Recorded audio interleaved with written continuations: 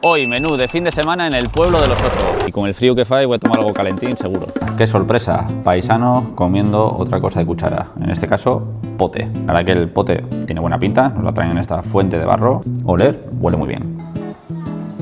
Bien proporcionado. Las veces están ricas. Un pote, la verdad que sin queja. Yo creo que es como el que ponen en carta. La opción fartona del menú. Y sabe muy rico, está muy bueno. Me gusta.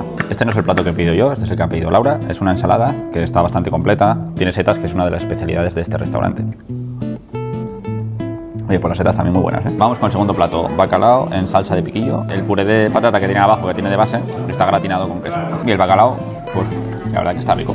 Y la salsa está muy buena, ¿eh? La salsa de piquillo, buenísima. Que no le quita el sabor al pescado, no le quita el sabor al bacalao. Pues ya han llegado los postres. Yo me he pedido una tarta de sobaos. Y según nos dijeron, es el único sitio de Asturias donde hacen tarta de sobaos. Está rica, es como una especie de tarta de queso con cierto sabor a sobao. El precio es de 26 euros por persona. Un buen menú de fin de semana para comer en Proaza. Su nombre es La Senderuela y le doy una puntuación de 8 bigotines.